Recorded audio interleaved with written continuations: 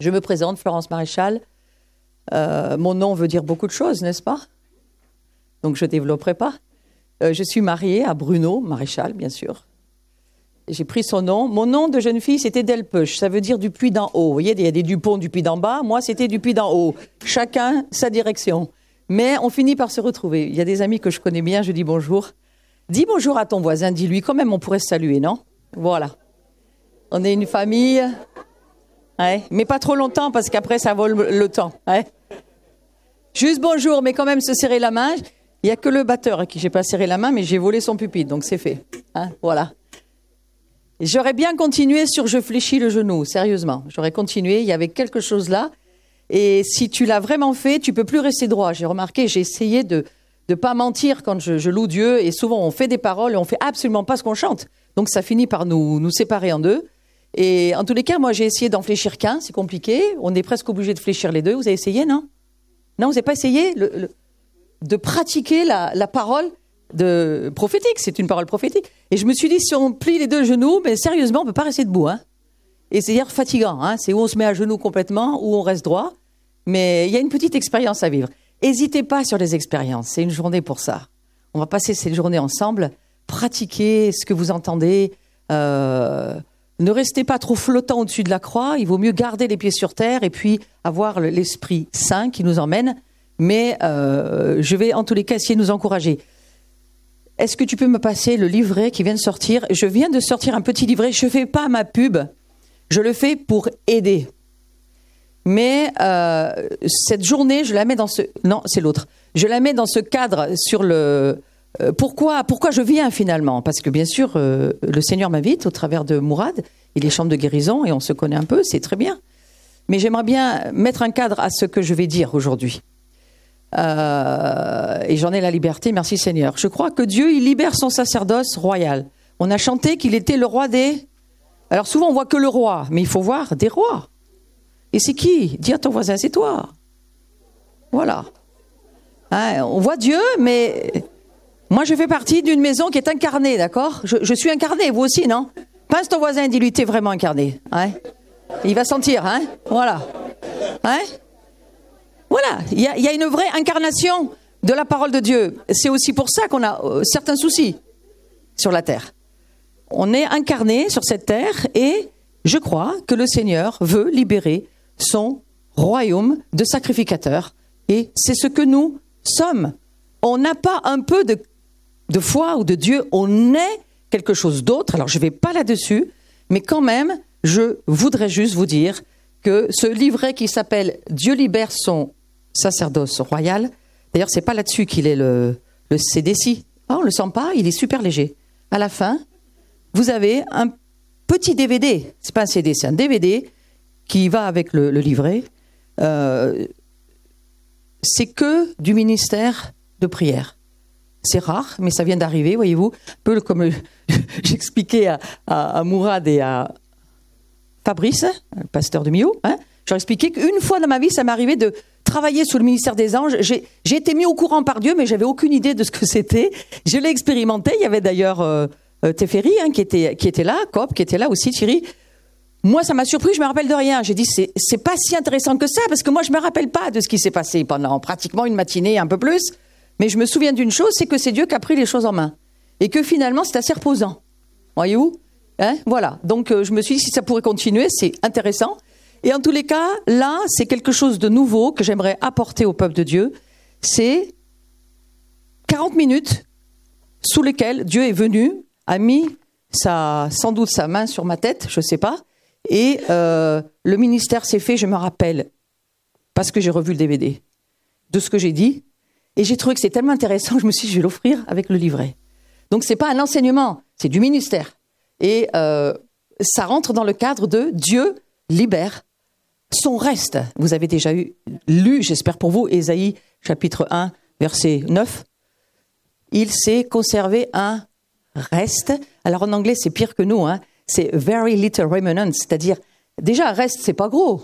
Mais alors un petit reste, qu'est-ce qu'il reste? Pas grand-chose. Un résidu, on va dire. Et c'est ce que nous sommes à l'heure actuelle. J'ai pas dit que c'est ce qu'il veut pour la fin des temps. J'ai dit c'est un passage obligé dans lequel nous sommes. Je situe la saison dans laquelle je comprends que je suis. Et il y a ce petit reste que nous sommes. Dieu en prend particulièrement soin. Et il nous passe par le feu parce qu'il est intéressé de lever son propre gouvernement. Déjà maintenant, c'est pas une plénitude du gouvernement, mais le royaume est déjà là, non? Il est où le royaume? En nous. Merci. Quelques-uns sont au moins au courant. Donc il est en nous, hein? Et ouais, il n'est pas seulement au milieu de nous, il est d'abord en nous. Il ne peut pas être au milieu de nous avant d'être en nous. Donc il est en nous, mais il est aussi au milieu de nous. Et le fait qu'il soit en nous, il est déjà là, mais il n'est pas complètement là. Il sera complètement là quand Jésus sera revenu. Donc l'idée de se dire ce matin, c'est « Waouh, je voudrais vraiment faire partie de ce gouvernement. » Bah, pas tout le monde, mais quelques-uns. Bah, il y a les anges qui prennent des notes, donc moi je veux bien qu'ils voient ma main, hein, voilà. Je sais des fois ils sont là, je le sais pas, mais je soupçonne qu'ils sont là, hein. Je pense qu'ils sont là, hein, voilà. Et du coup, ça veut dire que Dieu s'occupe de nous. Et c'est le cadre pour la délivrance. C'est le discipulat, le disciple qu'il forme en nous et qui n'arrêtera jamais de se former jusqu'à ce que Jésus revienne. Moi, je suis en formation, pas vous? Continue, hein, formation continue. Et en plus, il faut payer, ça coûte cher. Mais voilà, on avance et le Seigneur nous forme. Donc mon sujet, c'est dans ce cadre.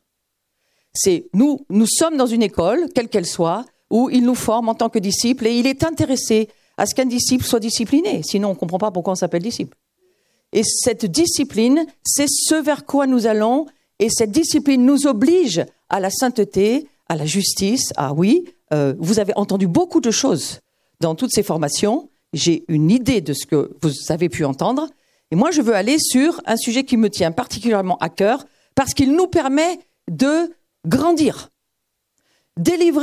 Pour délivrer des personnes qui reviennent, et la vie, vous savez, vous avez déjà vu tous des westerns, je suppose, au moins un dans votre vie. Ne me dites pas que vous n'avez pas déjà vu au moins un western, où il y a une porte de saloon, vous savez, porte qui.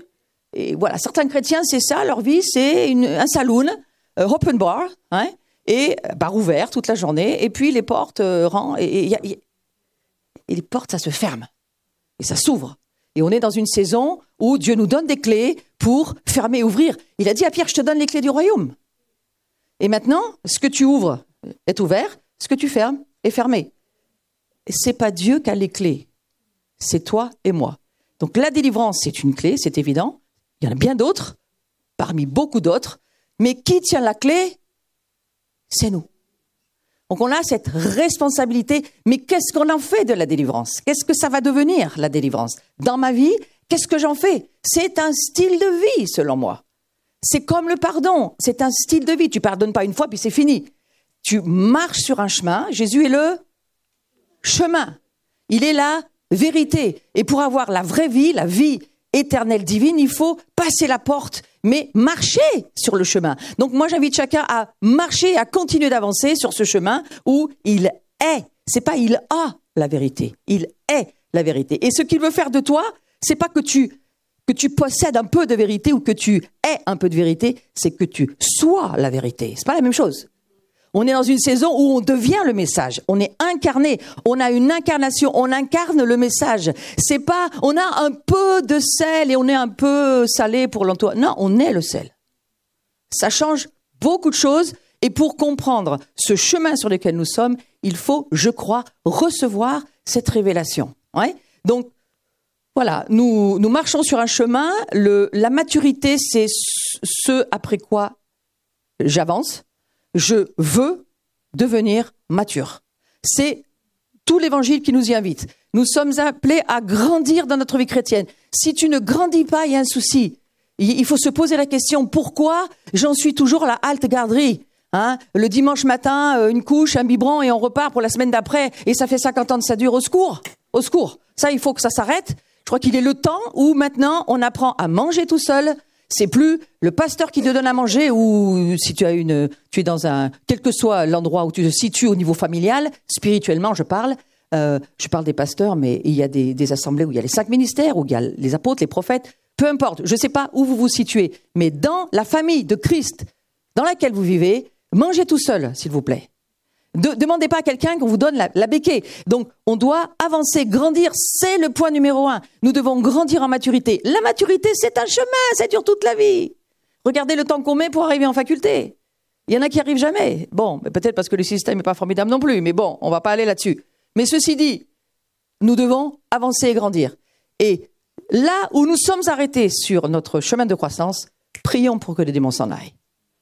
Enlevons le démon ou la chose ou quelle que soit la barrière, les malédictions, tout ce que vous avez entendu. C'est important, il faut s'en occuper. Mais c'est pas le but. Le but, c'est de grandir. Le but, c'est de devenir un disciple et d'avancer dans notre appel et notre mandat et que nous puissions marcher avec le chemin sur lequel nous sommes appelés d'être.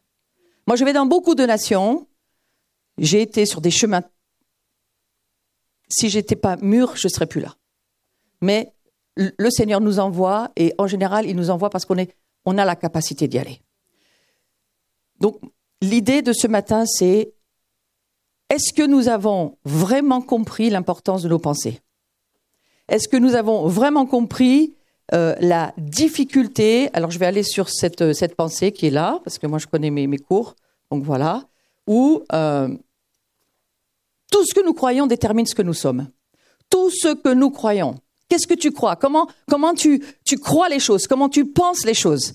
Alors, Proverbe 23, 7 nous dit ceci, car, on parle de l'homme, il est comme les pensées de son âme. C'est très sérieux. Nous sommes ce que nous pensons. Ouais? Donc, le champ de bataille, il va se situer là. Nous sommes ce que nous pensons. Mais, nous dira Proverbe, son cœur n'est pas avec toi. Il pense, mais le cœur, il n'est pas avec vraiment ce qu'il pense. Et là, c'est compliqué. Il y a un autre verset, j'ai pris la Darby, ça peut servir, car comme il a pensé dans son âme, tel il est. C'est le même verset dit autrement. Comme tu penses, tu es. Ou alors, car il cache sa pensée au fond de son âme. Ça, c'est Osterwald. Chacun, oui, traduit à sa façon. Hein. Mais quand même, ça veut quand même un peu dire la même chose, non? Ouais. Il cache sa pensée au fond de son âme. On a une capacité à penser, mais on a une capacité aussi d'avoir des arrière-pensées et on a une capacité à cacher nos pensées. Il faut s'aligner. Il faut arriver à se dire si un corps fonctionne, il faut que l'alignement des os, mais aussi de l'âme et de l'esprit, il faut un alignement pour arriver à marcher droit. La traduction hébraïque est un peu différente. Elle dit c'est sa façon d'être, mais son cœur n'y est pas. C'est-à-dire que là, il y a quelque chose qu'il faut comprendre. Hein? On peut penser des choses, mais on n'est pas forcément complètement avec ce qu'on dit ou ce qu'on pense. Donc, elles sont puissantes, ces pensées. Et si nos pensées ont un effet sur ce que nous devenons, sur ce que nous sommes, alors, c'est quoi la priorité? Ben, c'est d'en avoir des bonnes. Ce que tu penses, c'est ce qui détermine ce que tu vis. Est-ce que vous imaginez comment Satan va travailler? Il va commencer à aller sur ce domaine. Le champ de bataille, c'est entre tes deux oreilles. C'est là où se situe le champ de bataille. Et Satan le sait très bien parce qu'il lit la Bible, lui, au moins. Excusez-moi pour le au moins. Hein? Il lit la Bible, il connaît la Bible et il sait très bien, il connaît le fonctionnement. Satan, c'était le chérubin, il gardait la présence de Dieu. C'était le gardien de la présence, de la Shekinah, de la gloire, lisez Ésaïe 14. Il gardait la présence de Dieu. Il sait très bien comment on peut faire venir, vivre, être dans la présence de Dieu. Il sait très bien ce qui peut nous en éloigner de cette présence. Et c'est de ça dont il s'agit ce matin. Romains 8,5, si vous voulez une référence. Car ceux qui vivent selon la chair et qui sont dirigés par ses désirs impies, ils fixent leurs pensées et recherchent ce qui fait plaisir à la chair. Je donne une petite explication de ce qu'on voit autour de nous, peut-être même de ce qu'on vit.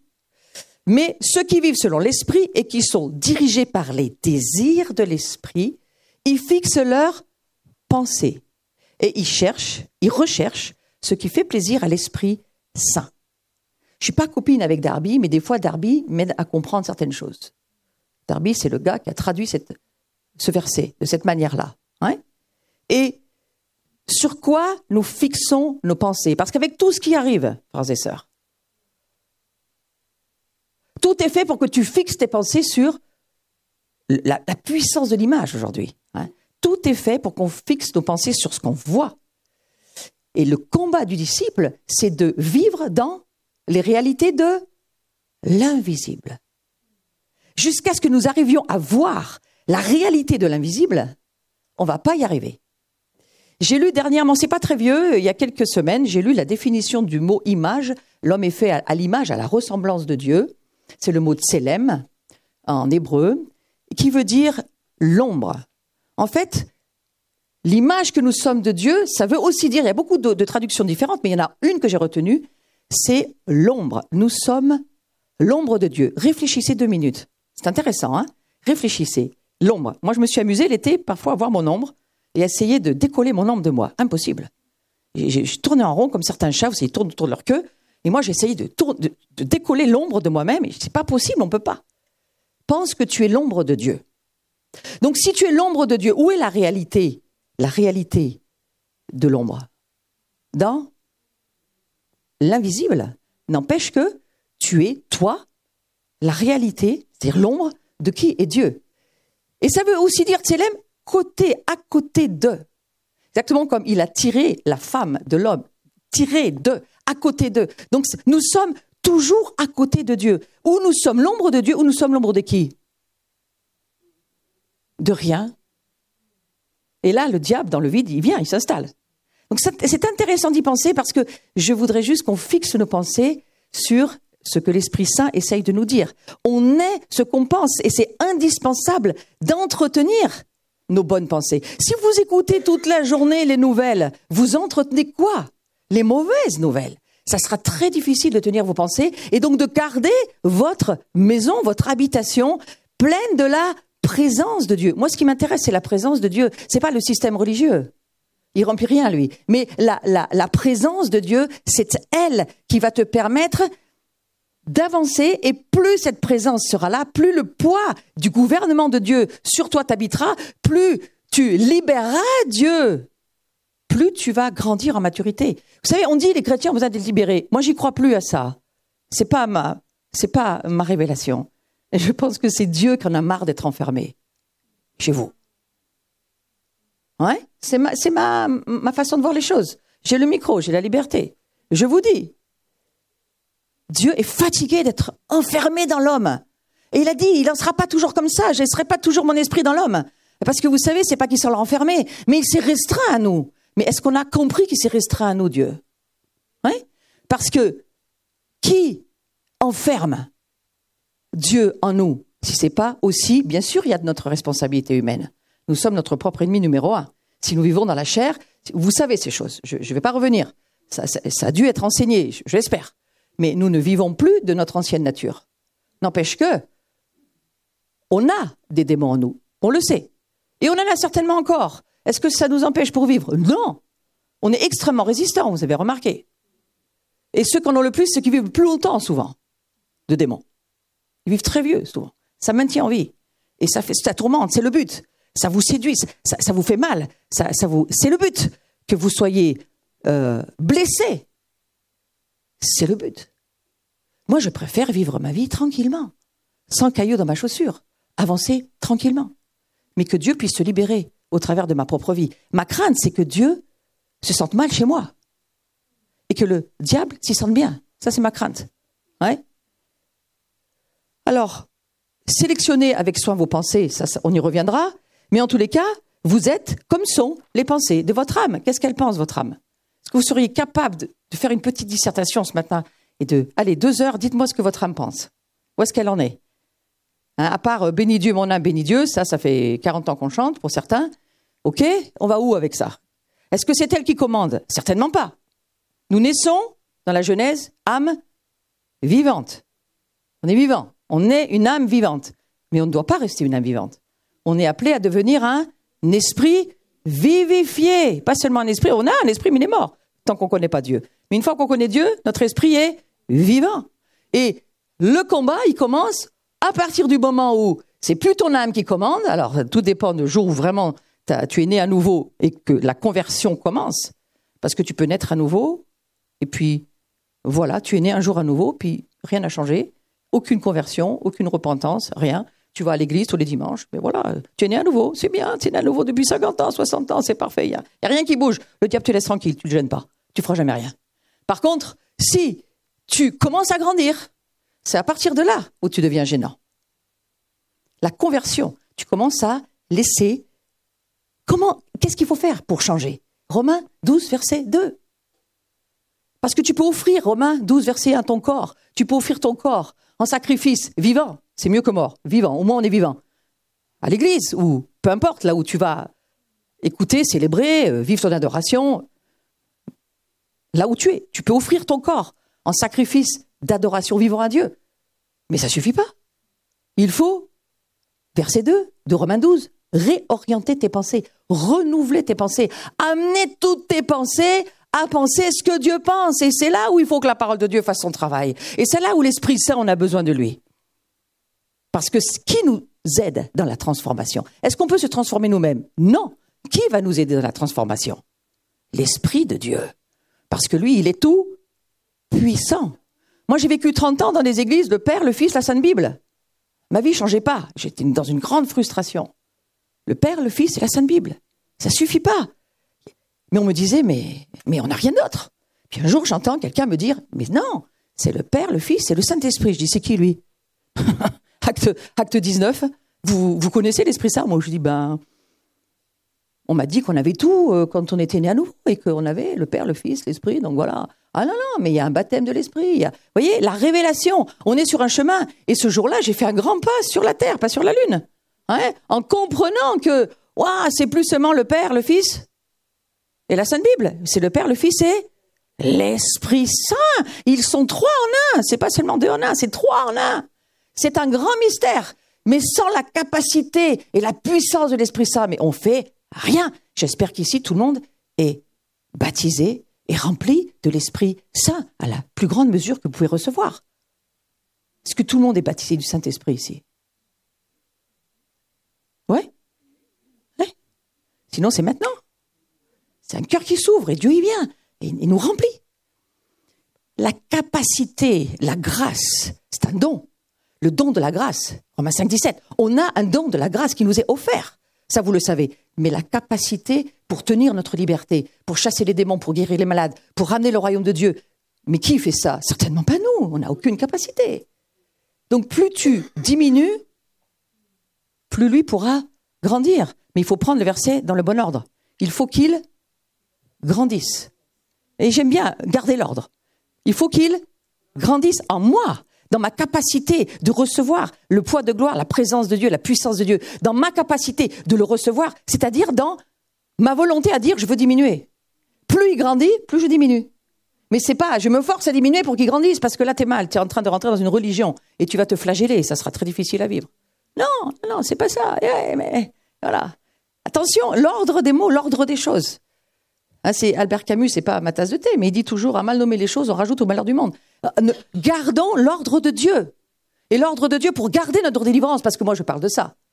Pour garder notre liberté, pour pouvoir grandir. Si tu parles délivrance, tu ne dois jamais penser chasser des démons. Pour chasser des démons, ça va nulle part. Il faut chasser des démons de ta vie, ou peut-être des autres pour les aider, simplement parce que c'est ce qui fait obstacle à ce qu'ils puissent recevoir un plus grand poids de gloire, une plus grande puissance de Dieu. En eux ou en moi. Moi, c'est pour ça que j'avance. Peut-être qu'un jour, comme Enoch, tac. Il marchait, tout à coup, il a disparu. Il est monté. Trop d'hélium. C'est monté. Ouais. C'est ça. Je m'attends à ça. Mais c'est pas ce que Dieu veut pour le moment. Donc, il y a cette possibilité de choisir. J'en profite aujourd'hui, j'en prends aujourd'hui à témoin, Deutéronome 30, 19, j'en prends aujourd'hui à témoin contre vous le ciel et la terre. Il y a une petite énervement dans le verset là. J'ai mis devant toi la vie et la mort, la bénédiction et la malédiction. Vous l'avez déjà entendu ce verset. Choisis la vie afin que tu vives toi et ta postérité. Mais pourquoi faire? Pour retourner au Club Med et repasser des grandes vacances? C'est pas l'Éternel des vacances, c'est pas son nom. Il s'appelle pas l'Éternel des vacances. Il s'appelle l'Éternel des armées. Donc, c'est parce qu'il y a un combat à tenir et que Dieu se lève son gouvernement parce que comment est-ce que nous gouvernons? Comment gouvernent nos gouvernements aujourd'hui? En légiférant, en levant des décrets, en travaillant à ce que la parole, alors pour eux c'est pas de Dieu, mais pour nous ça sera de Dieu, que la parole de Dieu puisse agir au travers de ce que Dieu veut dire sur la terre, au travers d'un gouvernement saint. C'est ce que nous sommes en train de devenir. Donc, la délivrance, c'est dans ce cadre-là que je la comprends. Et bien entendu qu'il y a des milliers de pensées qui nous assaillent chaque jour. Et en fonction de ce que tu te nourris, tu deviens. De ce que tu regardes, de ce que tu entends, de ce que tu comprends qu'il est important que tu penses juste ou pas. Et je crois que c'est là où s'exerce, je vais y revenir, toute notre autorité pour déterminer ce que nous allons devenir. Nos pensées, vous le savez très bien, elles se transforment en paroles.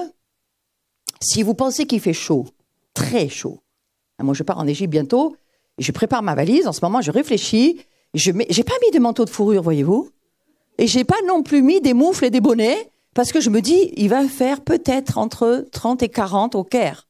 Ouais. Mois de juin, 40. Juillet, on monte à 50-60. Là, je dis non, ouais, pour y aller. C'est trop chaud pour moi. Mais voilà. Et je pense, je fais et je parle. C'est ça, le gouvernement de Dieu. Tu penses, tu vas faire.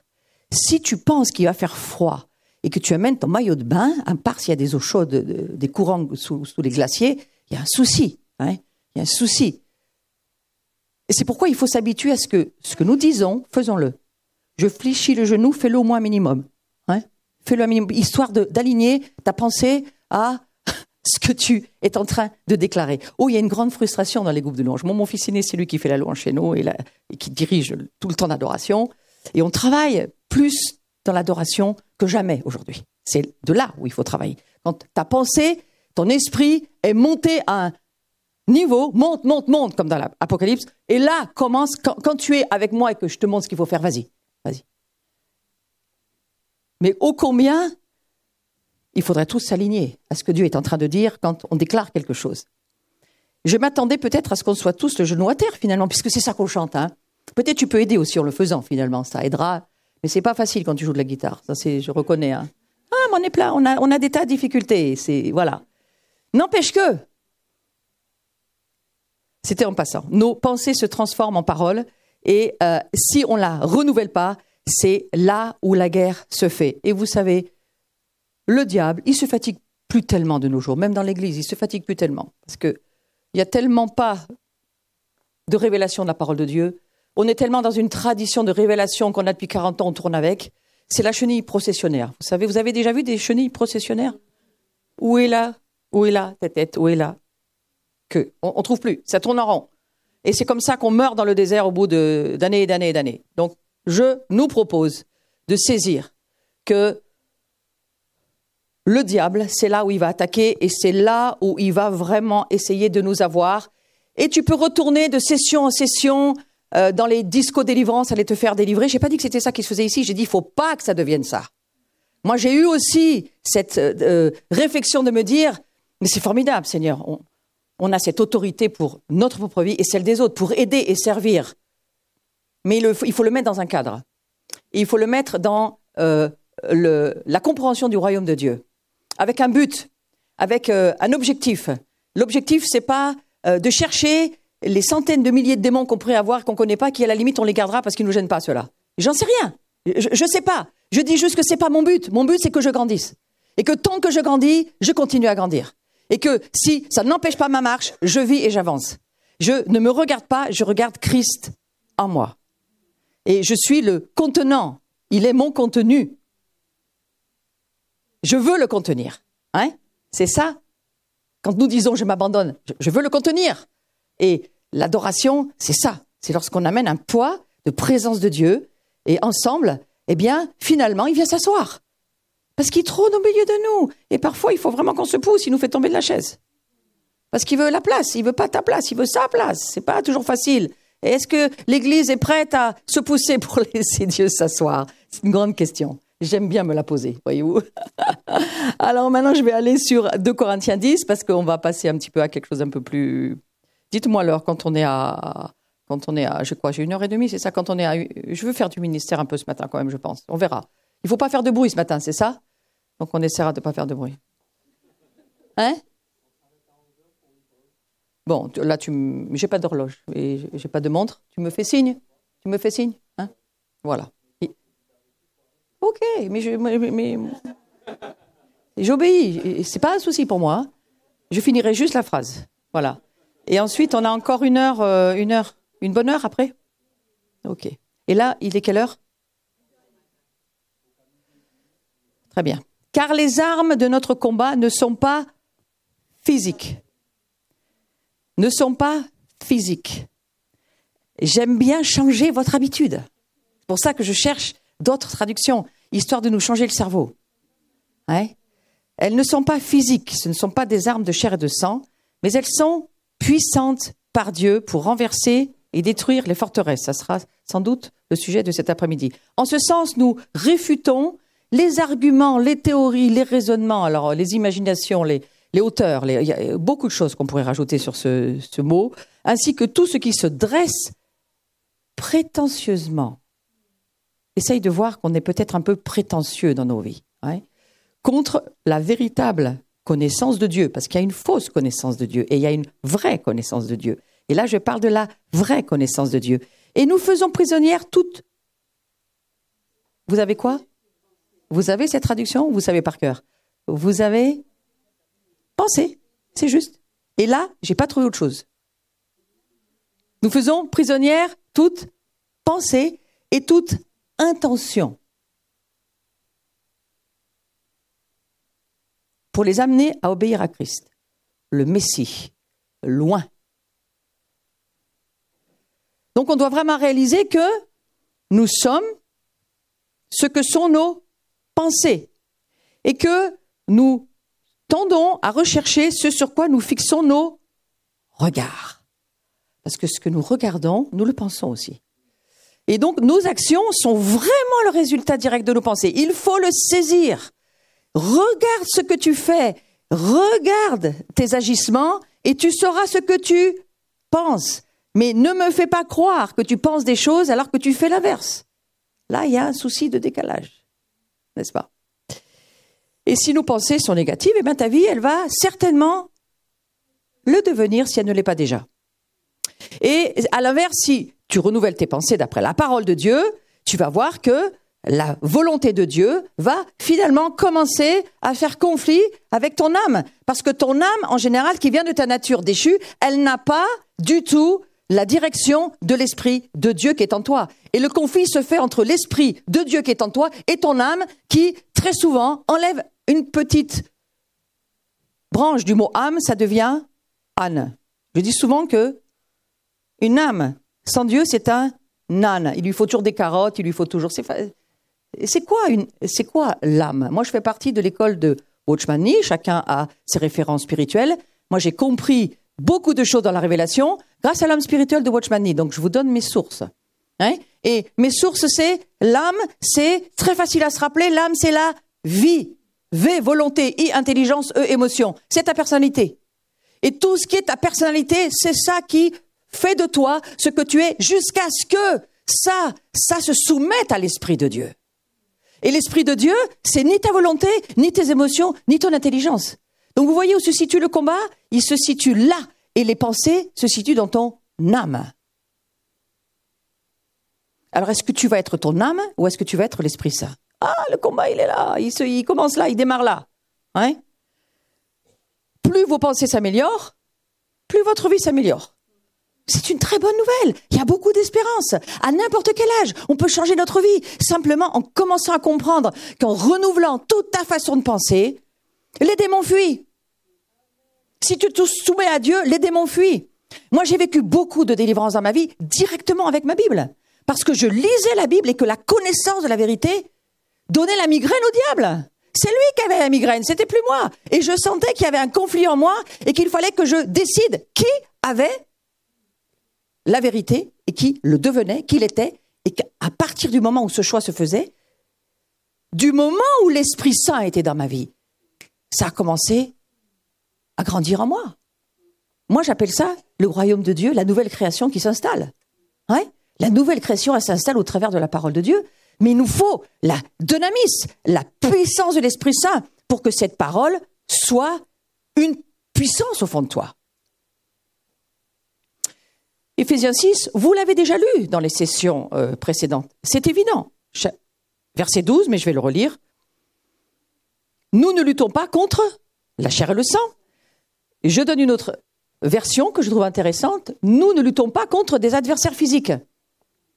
Eh non, on ne lutte pas contre des adversaires physiques.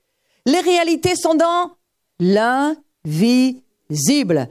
Vous n'êtes pas une réalité, vous êtes une ombre, frères et sœurs, d'une réalité invisible. Et lorsque Jésus va revenir, il va vous ouvrir les yeux. Il commence à ouvrir les yeux à certaines personnes. Mais nous, la France, on est appelés à quoi? À être des voyants. C'est pas que pour certains. La France est une nation de voyants. Et nous sommes appelés à voir. Vous n'êtes pas très loin des Cévennes, là. C'est juste au-dessus. On est la seule nation au monde où il y a eu un réveil dans les Cévennes incroyable, où les bébés parlaient alors qu'ils ne parlaient pas dans les berceaux. Tout le mouvement prophétique s'est libéré. J'ai envie de dire que Dieu s'est libéré dans les Cévennes.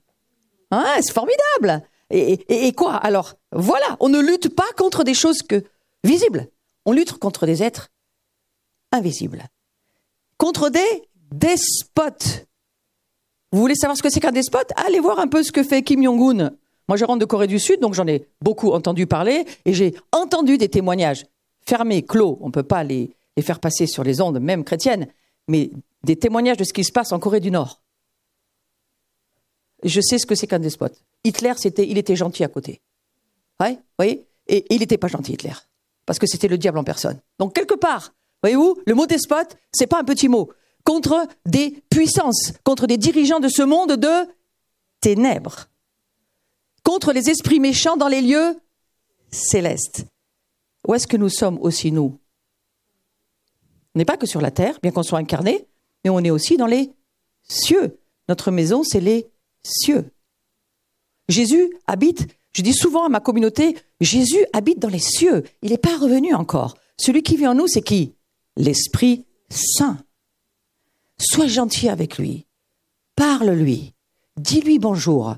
Respecte-le. Dans ton couple, si on ne parlait toujours qu'à ta femme ou qu'à l'homme, et que l'autre, on lui parle jamais parce que... je ne crois pas qu'il souffre de rejet, mais quand même. Hein? Je crois qu'il faut considérer que celui qui vit en nous, il est en nous, c'est une vraie personne. Et c'est lui le consolateur. Je ne sais pas vous, mais moi j'ai besoin de consolation au moins 10 fois par jour. Non? Ou vous êtes mort. Il n'y a plus de pouls, il n'y a plus rien. Vous êtes au monitoring zéro.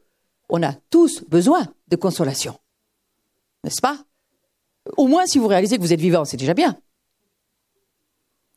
Qu'est-ce qu'il me dit, ce verset? Nous sommes en guerre. Ben oui, on est en guerre. Mais c'est l'éternel des vacances. Nous, on prépare de grandes vacances, nous, là. Tous. Mais on est en guerre. Et même si tu pars en vacances, tu es quand même encore en guerre. Et il faut que tu réalises que la guerre, elle monte. Et je ne veux pas aller là-dessus, ce n'est pas mon sujet. Enfin, pas celui qui m'est donné ici, donc je ne m'égare pas. Mais je dis juste, le diable est un menteur. Et il est appelé, vous le savez très bien, le père du mensonge. Où se situent les mensonges? Mais voilà.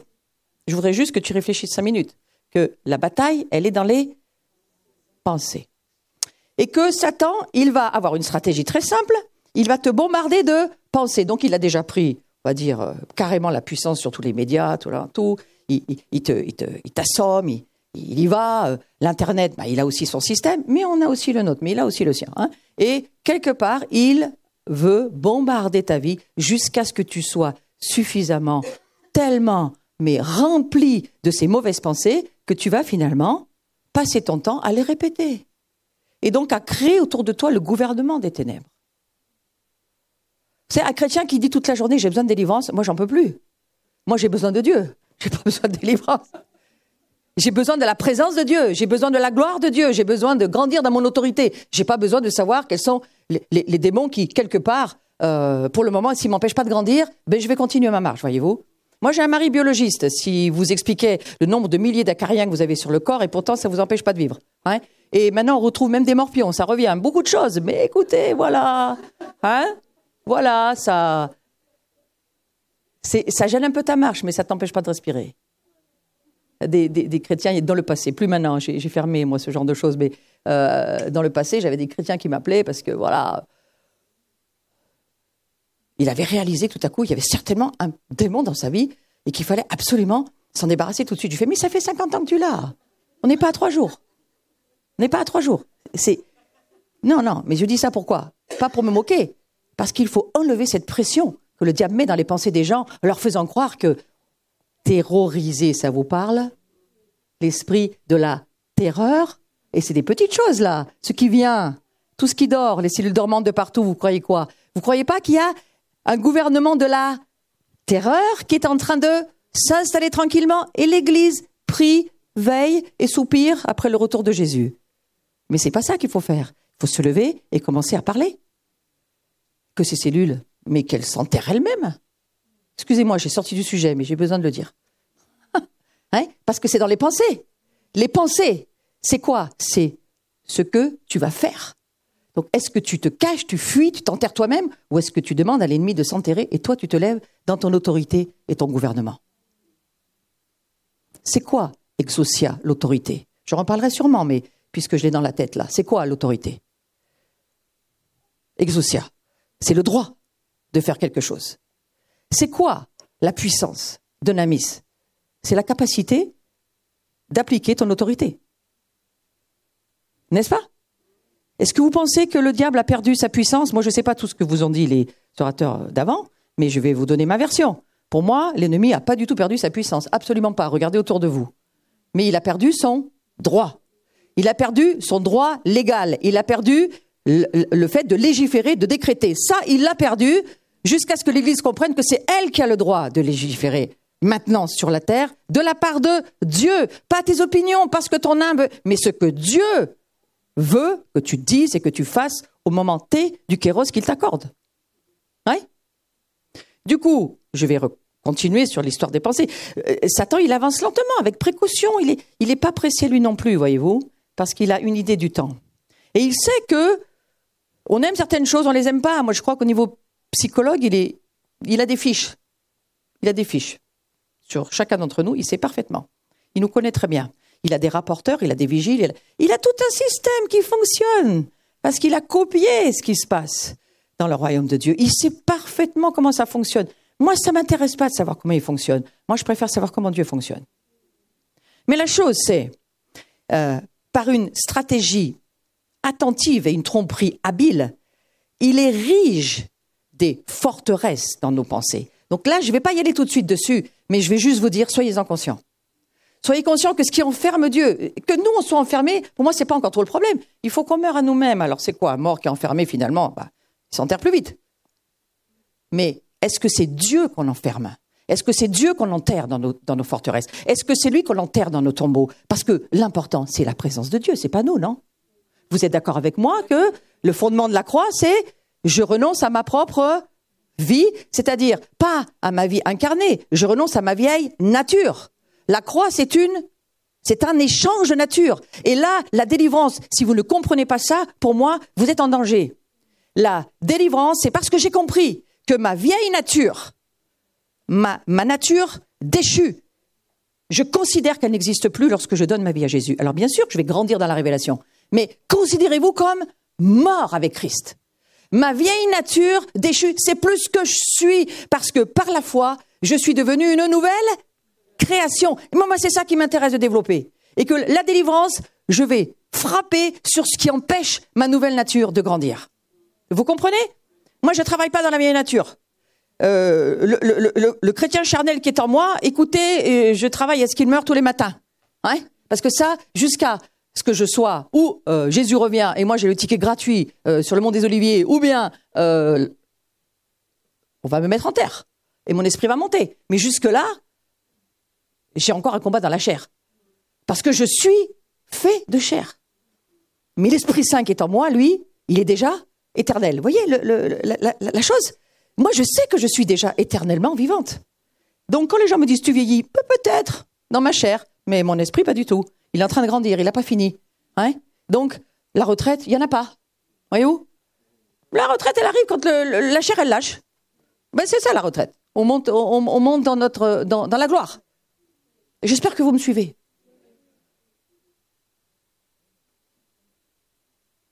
Tu es éternellement vivant. C'est pas t'as de l'éternité, t'as un peu de vérité, tu es. Et vous savez, en hébreu, il n'y a pas de verbe être. Ça m'a surpris. Il n'y a pas de verbe être. Ça n'existe pas en hébreu, le verbe être. Mais je dis, mais comment ils font? Nous, on a beaucoup de verbes d'état. Être, devenir, demeurer, rester, il m'en manque. Paraître. Sembler, voilà, on l'apprend à l'école. Tac, tac, tac, tac, tac. Être, paraître, sembler, devenir, demeurer, rester. Voilà, c'est ça, moi, l'ordre que j'ai appris à l'école primaire. Et à 63 ans, je me rappelle encore. Voilà pourquoi il faut mettre dans la pensée de nos enfants la pensée de Dieu. Maintenant! Voilà, je me calme.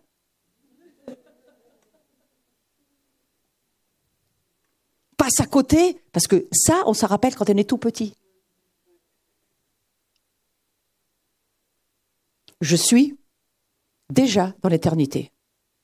Je suis une semence incorruptible. Parlez-moi de la délivrance. Je suis une semence incorruptible. Alors, qu'est-ce que ça veut dire incorruptible? Ça veut dire que c'est pas de ce monde. Parce que ce monde, tout est corruptible. Et si vous réfléchissez avec moi, la corruption, on ne peut pas l'arrêter. C'est un système qui ne s'arrêtera jamais. Jusqu'à ce que Jésus vienne et fasse ses affaires. Nous, on ne peut pas arrêter la corruption. Tu peux pas. Regarde, tu peux faire lifting, machin, puisque tu vas dans les instituts de beauté, tu te tires jusqu'à ce qu'il n'y ait plus rien à tirer. C'est terrible, ça, hein. Mais tu vas mourir un jour. Tu vas mourir un jour. Tu te rajoutes des cheveux, tu te rajoutes tout, mais un jour, ça va partir. Parce que c'est pas l'apparence. À un moment donné, ça s'arrête ta vie. C'est Dieu qui décide qu'elle s'arrête. Où est la délivrance là-dedans? Elle est importante, la délivrance. Et on ne doit pas l'oublier. Parce que Dieu, il est saint. Et que l'autorité qu'il nous a donnée, c'est pas lui qui va nous faire aller sur le chemin de la sanctification. Bien qu'il nous dirige. Il nous dirige. Mais il nous laisse les choix. Et je crois que la délivrance, c'est ce style de vie où, alors que nous savons qui nous sommes, alors que nous continuons à grandir dans la révélation, alors nous comprenons que il est en moi saint. Et que toute mon incarnation humaine, mon âme, qui n'est pas renouvelée à ma nouvelle naissance, et c'est à moi d'aligner mon âme, mes pensées, ma volonté, mes émotions, tout ce que je suis dans ma personnalité. C'est à moi de m'aligner et à me soumettre à ce que l'Esprit de Dieu fait dans ma vie. Et tout ce qui va gêner ça devra être libéré. Pour moi, c'est la place de la délivrance que je comprends. Quel beau programme. Et il me semble que nous verrons la gloire de Dieu dans le peuple de Dieu, alors que la révélation de sa vraie identité sera de plus en plus glorieuse. Je ne sais pas vous, mais moi, j'ai regardé certains chrétiens depuis des années, j'aurais envie d'être tout sauf ça. Ça ne me fait même pas envie. Je critique rien. Je dis juste, je cherche pas la gloire pour la gloire, je dis juste, la beauté de Dieu doit se voir dans nos vies. Quelle que soit la manière. Et nous avançons parce que nous l'aimons, pas parce que nous cherchons. Nous l'aimons, nous aimons ce Christ qui est en nous. C'est l'amour de Dieu qui fait que on va non plus être sous le légalisme ou sous le terrorisme de la religion. Excusez-moi, c'est un terrorisme la religion, quelle qu'elle soit. Quelle qu'elle soit, il y en a une partout où l'homme n'a pas la révélation de qui il est en Jésus-Christ. Par l'Esprit Saint. Donc voilà, les pensées, il y a une stratégie et on doit, je crois, on a l'obligation de prendre les armes. Les armes. On a des armes importantes, il faut s'en servir. Les pensées sont dans le champ de bataille, donc je résume ce que je viens de dire parce que je vais passer aux armes. Nous sommes en guerre, Satan est notre ennemi, on est d'accord. Notre pensée, le champ de bataille, on a bien compris. Le diable travaille dur pour ériger des forteresses dans nos pensées. Oui, et c'est plus Dieu que ça gêne même que nous. Et il suit une stratégie et il utilise le mensonge. On appelle père que Dieu, hein, et pourtant il appelait le père du mensonge. Je trouve que c'est énorme, il faut quand même qu'on se rende compte de ça. Et il n'est pas pressé, ce diable, pour réussir parce qu'il prend son temps. Bien qu'il y ait un peu plus d'accélération dans son système à lui aussi, parce qu'il y en a un dans le royaume de Dieu aussi. D'accélération. Il y en a une d'accélération. Il y a vraiment une accélération en ce moment. Donc, je relis Jean 8, versets 31-32. Si vous demeurez en moi, si vous vous attachez à mes enseignements, c'est ça que ça veut dire. Demeurer en moi, ça veut dire si vous vous attachez à mes enseignements. Hein, et si vous vivez en accord avec eux. C'est pas seulement on s'attache à la croix puis on attend comme sur la radeau de la Méduse qu'il se passe quelque chose. C'est pas ça la croix. La croix, ça se pratique. et ceux qui luttent contre la religion au fond de nous. Parce qu'on a une religion au fond de nous jusqu'à ce que la relation avec Dieu se fasse. Nous sommes des religieux tous. Je ne sais pas si vous le réalisez. Moi, c'est mon plus grand combat. Je me surveille. Et je demande à ceux qui sont autour de moi, surveillez-moi, que je ne rentre pas en religion. Ce fameux second évangile dont Paul parlera dans les Galates. Mais alors, vous avez commencé par l'esprit, et maintenant vous faites quoi? Vous tombez dans la chair. Parce que les révélations de l'Esprit Saint, vous vous les êtes réappropriées, et maintenant vous avancez avec tout ce que vous savez. Il n'y a rien de plus religieux que ça.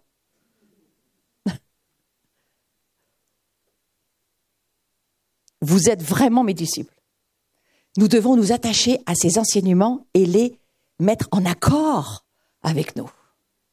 Le mot Torah, ça veut dire enseignement. Ça veut dire celui qui est enseigné. Pourquoi j'en parle? Parce qu'on est en train de se rapprocher du monde messianique. Parce que vous savez, l'homme nouveau, il sera pas fait que des évangéliques. Hein. Je suis désolée de vous l'apprendre. Il n'y aura pas que des évangéliques dans l'homme nouveau. Il y aura aussi des catholiques, oh mon Dieu. Il y aura aussi certainement des gens qui viennent d'arrière-plan, mais qui ont donné leur vie à Jésus et qui étaient peut-être, je ne sais pas moi, des protestants qui avaient perdu la relation, et ça revient. Moi, j'ai fait partie du monde protestant, je n'avais pas de relation avec Dieu.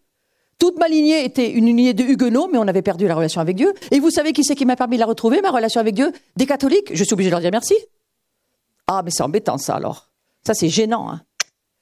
C'est gênant, mais ça fait partie.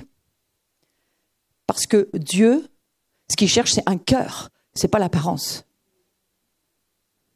Et la religion, elle, regarde à l'apparence. Je me suis promenée dans les monastères orthodoxes, dans les plus vieux monastères, Saint-Antoine, Saint-Paul, dans les déserts, le désert oriental d'Égypte.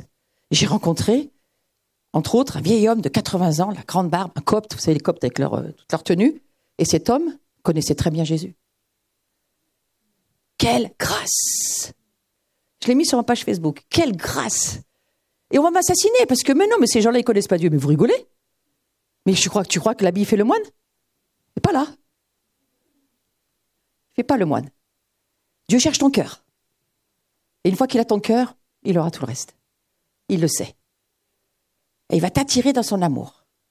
Il va t'attirer dans sa grâce, mais il va te demander d'être ton propre gouvernant pour ta propre vie déjà. Et puis quand tu gouverneras ta propre vie, tu gouverneras peut-être celle des autres. Je dis peut-être. Mais tu ne peux pas gouverner la vie des autres si tu ne gouvernes pas déjà la tienne. Ça commence par toi. Hein? À Jérusalem, en Judée, en Samarie, jusqu'aux extrémités de la terre. Mais ça commence à Jérusalem, c'est-à-dire dans ta propre vie. Ce gouvernement de Dieu, il commence avec le cœur. Et vous savez, on n'est pas si peu que ça finalement. Il y a un reste sur toute la planète. Et qui, franchement, ne jugez pas l'apparence parce que, très sincèrement, ça pourrait nous poser vraiment des problèmes de religion à nous alors. Ouais.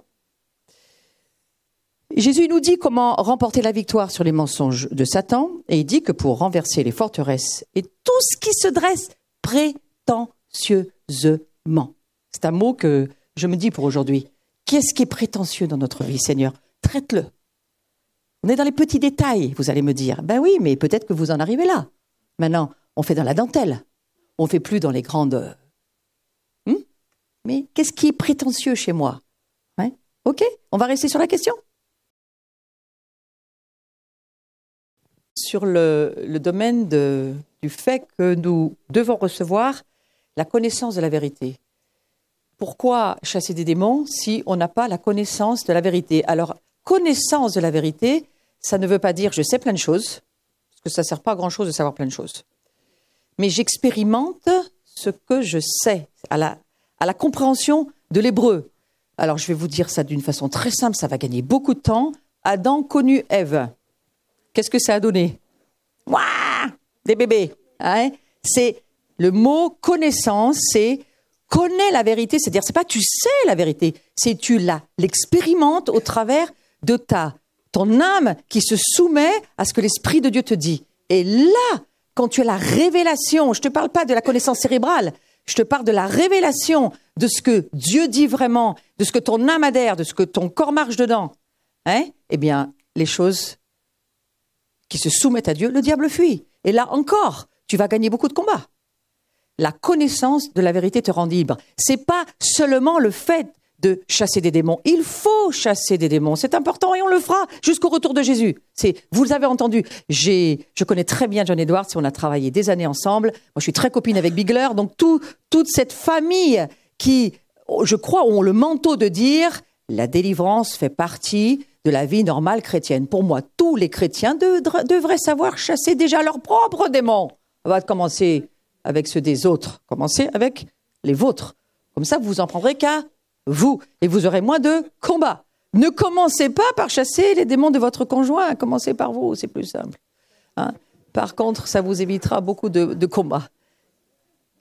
Ceci dit, à quoi cela sert-il si vous n'avez pas la connaissance de la vérité? C'est qui la vérité? Je vous ai aidé. Qui est la vérité? C'est une personne qui s'est elle-même incarnée. Dieu, il s'est incarné. Et donc, dans cette incarnation, on entend ses enseignements, tout ce qui nous a amenés. Et la seule personne qui peut nous révéler la connaissance, c'est qui? L'Esprit Saint. Il a toujours un adjectif collé, comme son nombre, hein, l'Esprit Saint.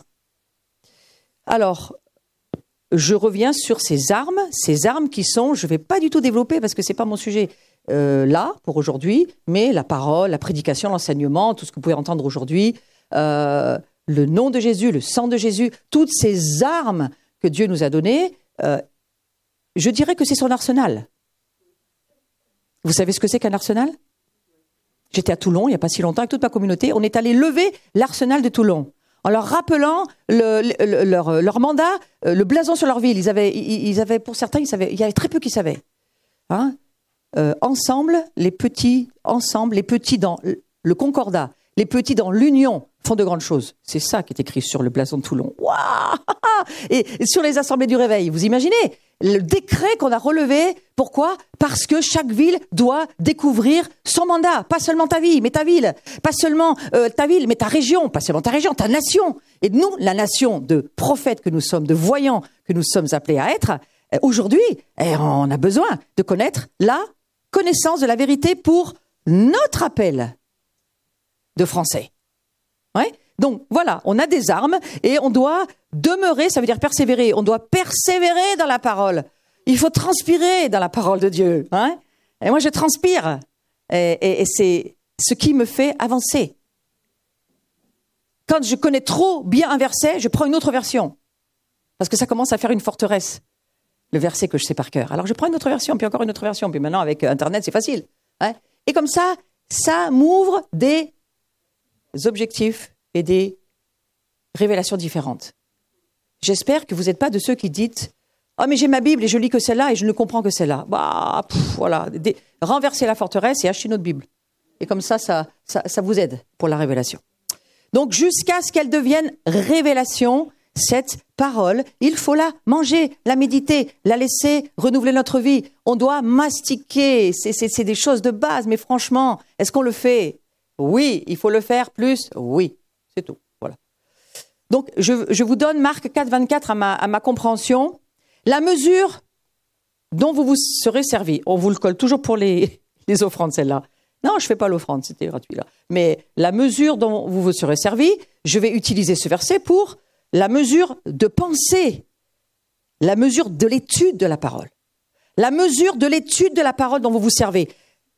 Pour la vérité que vous entendez, sera la mesure de vertu et de connaissance dont on se servira pour vous. Vous voyez, ce verset, il est en train de vous dire la mesure de la connaissance, c'est-à-dire de la révélation que la parole de Dieu est pour toi au travers de l'Esprit Saint, devient ton autorité, ta mesure de gouvernement là où tu vis. C'est ça que ça veut dire. Peut-il y avoir une nation de prophètes qui ne connaissent pas la parole de Dieu? Oui, et alors ils ne servent à rien. C'est ça qu'il faut se dire. Hein? Un leadership prophétique, un leadership de louange, un leadership qui part dans l'adoration, doit être imbibé de la parole de Dieu. Et alors, ça sera plus tes chants, ça sera ses chants, ça sera plus tes petites chansons que tu as l'habitude de chanter, mais ça sera cet écrit prophétique qui sortiront de ta bouche. Et là, tu vas changer les choses. Et c'est là qu'on va. Il n'y a aucune critique, c'est juste, on est sur un chemin où on avance et où les choses vont véritablement devenir puissantes. Moi, je ne suis pas fatiguée de voir que rien ne marche. Je me dis, c'est très bien que rien ne marche, comme ça veut dire qu'on va aller dans de nouvelles choses. Vous voyez, le bois sec, c'est très utile, ça prend très vite feu. C'était ce que disait Evan Roberts. Ne vous lamentez pas du bois sec autour de vous, ça prend très vite feu. Rien de pire que l'humidité. Vous savez, une espèce d'humidité où les gens se disent « moi, j'ai l'esprit, je suis rempli d'esprit ». Une humidité, ça prend plus feu. Hein. Alors, il vaut mieux être très sec ou carrément en feu. Le combat des pensées, pour moi, il est là. Comment tu penses? Comment tu vois ta nation? Comment tu vois ta propre vie? Alors, bien sûr, hein, les deux armes majeures, la louange, hein, la prière, c'est des armes spirituelles à disposition. Open bar. Franchement, tu dors pas la nuit, tu peux te lever, louer Dieu, au lieu de réfléchir à tous les problèmes qui vont te tomber sur la tête le lendemain matin. Prends ta parole. C'est un style de vie pour détruire le diable qui te fait la guerre. Parce que tu veux que je te dise, il ne dort pas aux mêmes heures que toi, si tu as remarqué, le diable. Hein? Je ne sais pas s'il dort, mais il ne dort pas aux heures où moi je dors souvent. Ouais? Donc il y a vraiment une vraie guerre. Il y a une vraie guerre. Et la délivrance, c'en est une explication. Donc la prière, bien sûr, c'est ta relation avec Dieu, bien sûr que c'est un arsenal qui est ouvert pour nous et qu'il faut nous en servir et prendre ce temps, ça vous le savez tous parfaitement. Notre arme qui est la parole de Dieu, Paul nous dit dans 2 Corinthiens 10, nos armes ne sont pas charnelles. Elles sont spirituelles parce que nous combattons contre des esprits démoniaques, contre Satan lui-même. Est-ce que vous combattez contre ces forces-là, déjà en vous? Ou est-ce que vous êtes parti sur le point monitoring 0, je me mets en pause et j'attends le retour de Jésus? Je suis dans ma pagode, je pagaie jusqu'à ce que Jésus revienne et je rame parce que voilà, je ne vois pas de solution. Il n'y a rien de pire que ça. Je crois que le Seigneur, on n'a aucune excuse, on est inexcusable concernant le fait qu'on a l'autorité de Dieu. On est inexcusable. Nous avons l'autorité de Dieu parce que Christ est mort pour ça. Et que la puissance de son sang, la puissance de la croix, la puissance de sa mort et résurrection fait que nous sommes ressuscités. Je suis ressuscité, j'espère que vous le savez pour vous-même. Ouais? Ne me regardez pas comme des gens qui hésitent. Dites-moi, ouais, je suis ressuscité, n'est-ce pas?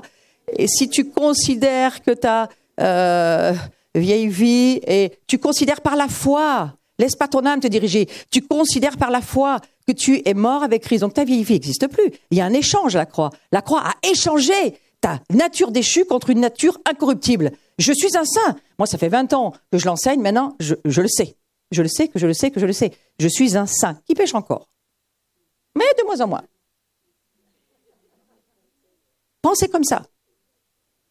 Tu pêches encore. Mais le diable va t'accuser, te condamner, c'est son travail. Il le fait très bien. Et il a beaucoup d'accusations et de condamnations sur ta propre vie. Sauf si tu es capable de lui dire, je suis un saint qui pêche encore. Mais je suis un saint, pas toi.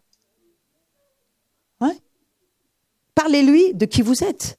Parlez-lui de ce que Dieu dit que vous êtes. Répétez-lui ce que Dieu dit que vous êtes. N'écoutez pas ce qu'il vous dit. Parce que vous reviendrez à chaque session pour vous faire délivrer de démons qui vont devenir de plus en plus puissants en vous parce qu'ils reviennent avec tout le mirail qui arrive. Ouais. Le mirail, c'est-à-dire les habitations où il y a du monde. C'est ça que je veux dire. Les immeubles, chez nous, ça s'appelle, dans notre région, la Duchère ou la muraille de Chine, parce que chez nous, on avait un immeuble qui s'appelait la muraille de Chine, où il y avait des centaines de gens entassés les uns sur les autres. La démonologie, ça marche comme ça marche par famille. Il y en a un qui arrive, tout le monde arrive. Parce qu'il y a toute la famille qui va avec. Mais nous, on a une autorité immense que Dieu nous a donnée, il va falloir nous en servir. Donc, en apprenant à utiliser ces armes, on va commencer à prendre cette autorité, c'est-à-dire, je vous redis, ce droit. On a un droit de régner. On a un droit. Ce droit, c'est la croix. La croix te donne le droit de régner parce que tu es ce que Jésus est, tu n'es plus ce que tu étais. Et par la foi, tu le crois. Mais pour croire, qu'est-ce qu'il faut faire? Dans la parole de Dieu, il nous est dit, repentez-vous et croyez. Tu peux pas croire jusqu'à ce que tu te sois repenti. Mais ça veut dire quoi, se repentir? Change tes opinions. Je te dis pas. Change tes pensées. Change ta façon de voir si elle n'est pas en accord avec la parole de Dieu. Il faut que tu changes ta façon de penser pour que tu puisses croire. Tu ne peux croire que à partir du moment où tu as renouvelé tes pensées. Je suis allée prêcher ça en Égypte il y a 2 ans. Et je leur ai dit, vous aurez une pensée saine le jour où vous allez commencer à vous repentir, de cesser de croire ce que le diable veut vous faire croire. Que vous allez tous finir en chair à pâté, en chair à canon, parce que c'est ça qu'il veut. Ouais. Arrêtez de croire ça. Pensez ce que Dieu pense. Mais repentez-vous et croyez à la bonne nouvelle de l'évangile du royaume. Tu peux pas croire jusqu'à ce que tu te sois repenti. Et là est le nœud. Et là, la délivrance, elle se trouve là. Moi, je veux me repentir et chasser de ma vie tout ce qui m'empêche de croire à la vérité. Qui me rend libre. Et le diable le sait. Alors, n'oubliez pas que c'est la connaissance en termes de Adam connu Ève, un esprit qui se rapproche d'un esprit, communie avec un esprit. Qu'est-ce que ça fait? Ça, c'est toute l'histoire d'adoration. On amène les esprits à être ensemble et à communier ensemble avec l'Esprit Saint. Qu'est-ce qui se passe? Un esprit qui communie avec un esprit, ça produit le monde des esprits. Et donc les productions, elles deviennent spirituelles. Elles ne sont pas charnelles. Et je vais vous le dire d'une façon un peu crue, comme Adam connu Ève. Mon esprit s'unit, se marie, je le dis gentiment, avec l'Esprit de Dieu. Et c'est cette production-là qui est éternelle. C'est ça qui change le monde. C'est lorsque tu amènes les esprits à communier avec l'Esprit de Christ. Et là, il se produit quelque chose. Et c'est à ça que nous sommes appelés. À ce qu'au travers de notre adoration, au travers de notre communion, on produise le monde des esprits de Dieu. L'Esprit de Dieu qui est avec nous et avec nos esprits. Nous sommes des esprits, n'est-ce pas? Satan souille les esprits, ça vous le savez. Là aussi, on doit prier pour que ce chemin de sainteté et les armes que nous avons nous aident. Chacun de nous doit affronter la vérité pour lui-même, ainsi que son passé, ce que Dieu révèle. Mais on n'est pas appelé à l'introspection, on est à se chercher les poux, voyez-vous, c'est pas ça. On est juste appelé à, sur la marche que Dieu, là où Dieu nous conduit, sur ce chemin-là, alors, en marchant, il y aura des reconnaissances faciales de qui nous sommes. Ça s'ouvre ou ça s'ouvre pas? Il y a des choses qui ne doivent pas s'ouvrir, laissons-les fermer. Il y a des choses qui doivent s'ouvrir, et si elles ne s'ouvrent pas, et que tu sais que Dieu te dit, là, je t'appelle, alors l'autre autorité va faire que la porte va s'ouvrir. En Corée du Sud, c'était fermé avec la Corée du Nord. Mais on a fait ce que Dieu a dit en termes de nation. Et qu'est-ce qui s'est passé à la fin du compte? Kim Jong-un a accepté de rencontrer le président de la Corée du Sud. C'était très compliqué pour tout le monde. La Corée du Nord, en tous les cas, les chrétiens auraient préféré qu'ils soient tués parce que c'était leur façon de voir les choses. Les terroristes, on les tue. Mais qu'est-ce que Dieu dit? Je vais beaucoup vous déranger. Aime ton prochain comme toi-même. Et c'est pas marqué, ceux-là, ils font pas partie de la liste. Ça va très loin. Ça va très loin. C'est pourquoi il nous faut de la liberté intérieure. Et en étant libres de savoir vraiment qui nous sommes, nous pouvons aller sur des chemins qui pourraient paraître dangereux pour la chair, mais qui sont très paisibles pour la vie de l'esprit. Parce que Dieu veut toucher nos vies. Donc, je vais finir et on va rentrer dans la prière avec cette idée de penser à ce que vous pensez. Et soyez prudents avec ce que vous pensez. Regardez qu'est-ce que la parole de Dieu vous dit. Est-ce que c'est en accord avec ce que Dieu vous dit? Donc ce matin, on pourrait proposer un temps où ce que ça a suscité, ce que vous entendez, peut-être de l'aide, de demander de l'aide sur ces choses en nous qui font obstacle à même, parfois on n'a pas vraiment envie de savoir la vérité. Parfois, on ne sait pas si on a envie de savoir la vérité. Ok, Dieu nous dit des choses, mais est-ce qu'au fond de nous, il y a vraiment un désir d'aller jusqu'où il nous appelle? Moi, c'est un peu l'appel que je ferai ce matin. Est-ce que vous avez, au fond de vous, des structures qui sont déjà là, que vous sentez, des choses qui vous enferment en vous-même, des choses qui font barrage à libérer l'Esprit Saint. Je vous redis, c'est l'Esprit Saint qui a envie d'être libéré, c'est pas vous. Hein? Vous comprenez cela? Vous comprenez que Dieu voudrait vous dire, est-ce que je pourrais t'utiliser? Est-ce que je pourrais t'emmener sur des chemins que tu connais pas? Est-ce que tu voudrais venir avec moi? Est-ce que je pourrais faire de toi ce que j'ai envie? Mais est-ce que tu m'en donnes la permission? Je trouve incroyable qu'on a un Dieu qui se restreint et qui nous attend. Il pourrait nous prendre et dire, fais-le, sinon je te tue. Il pourrait. Il fait pas ça. Il dit, est-ce que je vais trouver un homme qui se tienne à la brèche? Est-ce que je vais trouver quelqu'un qui va vouloir nous aider? Nous, la triunité. J'ai bien dit la triunité. Est-ce que quelqu'un va vouloir nous aider? Ce matin, c'est ça. Est-ce qu'il y a quelqu'un qui voudrait vraiment s'abandonner? C'est exactement Moi, la louange, en général, elle me dirige là où je pense que je dois aller. Et c'était, est-ce que tu t'abandonnes? Est-ce que tu m'ouvres ton cœur? Est-ce que tu me laisses vraiment rentrer? Est-ce que je pourrais venir beaucoup plus que ça dans ta vie? Ce matin, c'est la proposition qu'il fait. Celui qui entend cet appel, juste levez-vous, vous êtes, que je vois si je parle à quelqu'un. Juste, je vois si je parle à quelqu'un. Alors il y a assez pour que tout le ministère de prière aide tous ceux qui sentent que voilà, il y a des choses qu'il faut donner au Seigneur. Peut-être c'est juste un oui, hein. Peut-être c'est il faut que je sois moins prétentieux, plus courageux. Enfin voilà, je vous donne des pistes, mais vous connaissez votre vie. Hein. Et même moi, je m'avancerai toujours moi ce genre d'appel, hein. Même moi. Mais là, je vais juste aider. Dieu cherche des gens qui ont faim et soif. Et je pense que si vous êtes debout, c'est parce que vous avez faim et que vous avez soif et que vous savez. Alors maintenant, Mourad, tu es là? Est-ce qu'on pourrait peut-être, je crois que c'est peut-être ce qui serait bien, je vais faire une prière collective avec tout le monde, mais après, est-ce qu'il serait bien peut-être de dire vers qui ils peuvent aller pour demander la prière et faire quelque chose d'un petit peu discret? Oui, c'est possible? Avec le ministère de prière? Oui? On les fait... Vous allez rejoindre une personne qui va se lever, qui va être dans le ministère de prière, et vous allez... C'est vous qui avez les badges, non? Hein? Non, ou tout le monde a les badges, j'ai pas bien vu. Hein? Comment ça fonctionne pour savoir qui fait partie du ministère de prière? Les badges violets. Donc vous cherchez la couleur violette et ça va vous aider. Ah voilà, très bien. Maintenant, mettez-les en vue, que voilà, tout le monde puisse bien les voir. Et puis je pense que discrètement, ensemble, je crois que parfois, il faut de la prière dans l'intimité et dans la discrétion, et je trouve que c'est bien. Et on n'a pas besoin de raconter nos histoires à tout le monde, à Dieu. Ouais, d'accord? Mais si vous voulez, on va prier ensemble. Seigneur, merci. Ton cœur large, ton cœur grand, ton cœur qui nous aime. Moi, j'invite gentiment mais tranquillement, ou le clavier, il y a un clavier là? Non, il y a une guitare. Ouais, voilà. Je propose pas tout de suite la batterie pour le bruit. Non, c'est pas... Non, moi je travaille avec toutes les formes d'instruments, ça me va très très bien. Et parfois, j'ai même pas besoin de faire du ministère, c'est eux qui le font pour moi. Dans ma propre assemblée, parfois je dis même plus rien. Je dis juste, allez-y. Et Dieu délivre.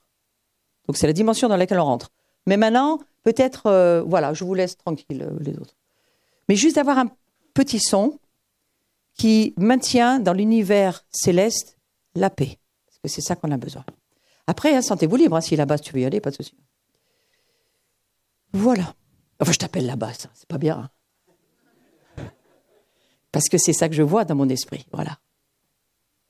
Seigneur, merci. Chacun de nous est important.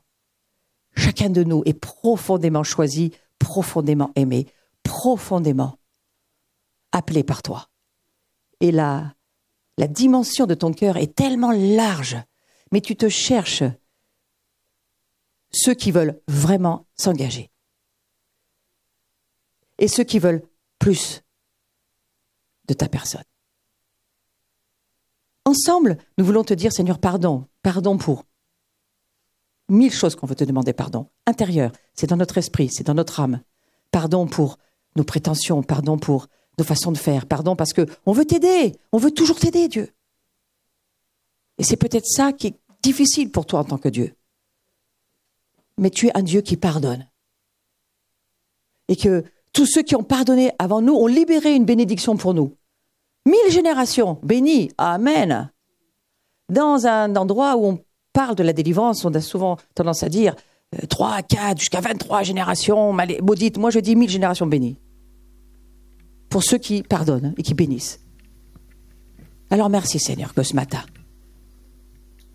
Esprit Saint, toi qui es avec nous et au fond de nous, aide-nous à ouvrir nos cœurs, à lever nos têtes, à que les portails éternels dont il est question dans Psaume 24, ces têtes que nous sommes, se lèvent et que notre cœur s'ouvre. Et que tu puisses venir. Et que tu commences à transformer encore et encore aujourd'hui notre vie. Transforme notre vie. Toi, tu peux le faire si nous on le décide. Tu feras jamais rien si on ne te donne pas la permission. Prends ma vie. Viens. Touche ma vie. Puis, quand vous le sentez, allez vers quelqu'un qui va prier avec vous.